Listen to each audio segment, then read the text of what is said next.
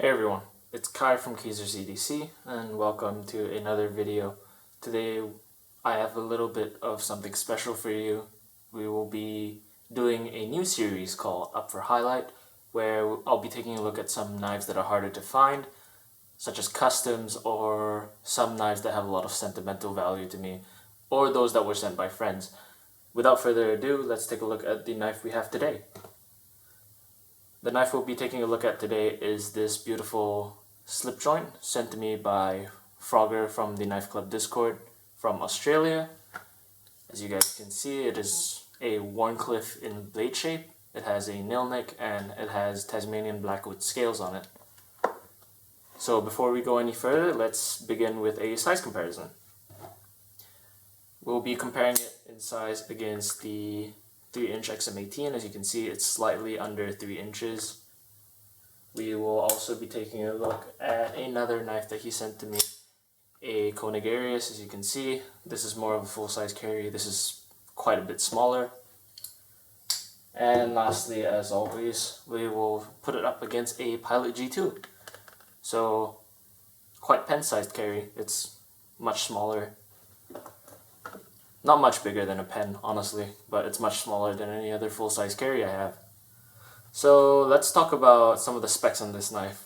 Let's begin with the blade. We have 01 blade steel, which has been sideways satined by hand into a Wharncliffe blade shape where, there's a tiny sharpening tool right there.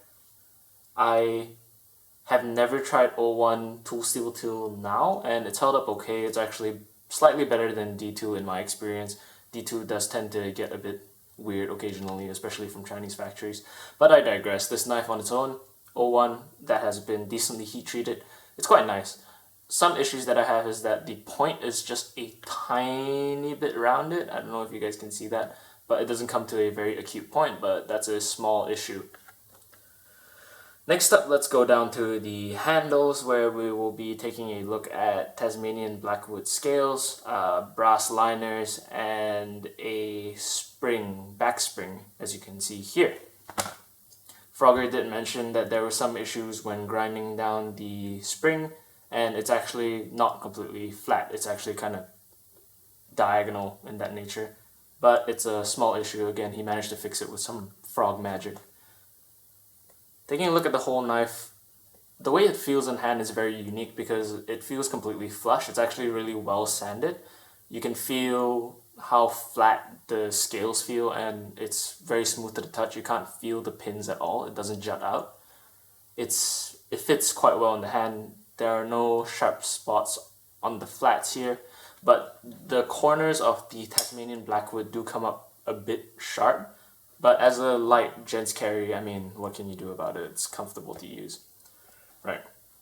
It comes with a very nice leather slip, which I'm not sure if Frogger made on his own or was sent to him by one of our friends, because this did finish its pass around the US before it came its way to me.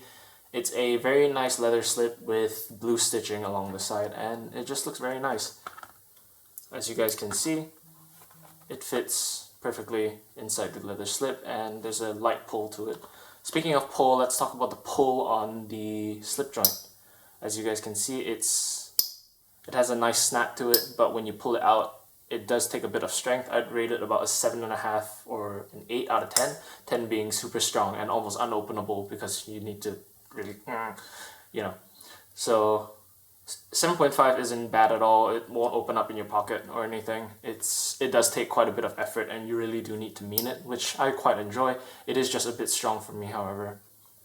Now, some light critiques. We'll talk about just some issues with this knife in particular, with its fit and finish. So firstly, as you guys can see, it's not perfectly centered. It's favoring the left a bit, which is completely fine and understandable because of the issues with the spring. And another critique that I have would be the fact that the nail nick has a bit of crud building up. I'm not sure if that's corrosion or if it's just dirt, but that's just something to keep in mind. I'm not too sure about the corrosion resistance of 01, so I am going to have to check that out, but I do not believe that's rust, hopefully. Maybe just some gunk and dirt and stuff. So what can I say about this knife? It's very well finished, it's very well sanded, and it's basically a one of a kind because this was made by Frogger in collaboration with Alistair Phillips. For those of you guys who don't know, Alistair Phillips is a custom knife maker and designer coming from Australia. He is the one who designed the Spyderco Kapara.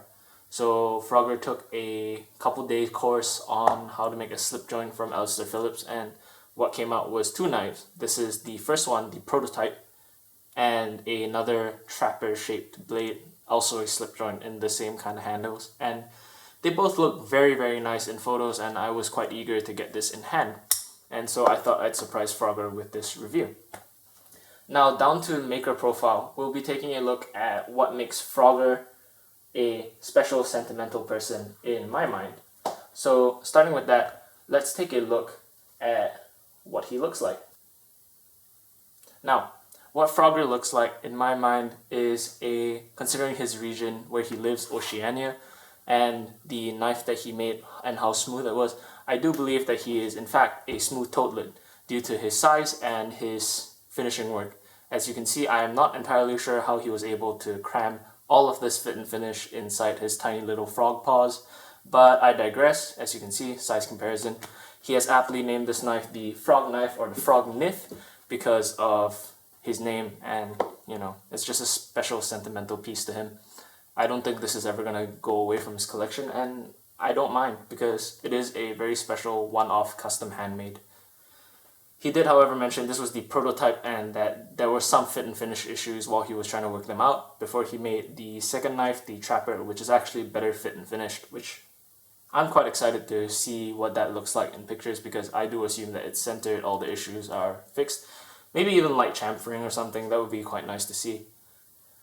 What makes Frogger special in my mind is the connection we have as friends because I did meet him on the Knife Club Discord about a year back before he was a moderator, and I believe that before I started talking much, he did mention that he was from Australia, and I was in Australia to study for quite a period of time, and so he kind of just started a conversation and was like, oh, you're Australian too, and we started to get to know each other better, and he sent me this knife to check out this year. So that's quite interesting. He's quite special in my mind, and he's actually one of our moderators now in the Knife Club Discord.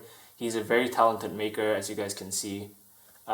First try, very, very nice knife. He helps keep us all in check, and he's a super nice, super cool guy.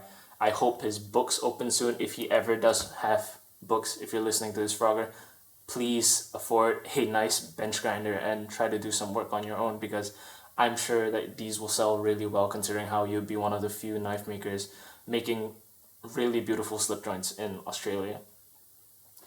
Frogger is a good friend of mine, and I just wanted to make this video special for him because, you know, sometimes we all have tough times, but he does make the community a lot better in my mind, and he's one of the good friends that I have, and I've struck up quite a good relationship with him. I hope. Frogger, if you're listening to this, let me know.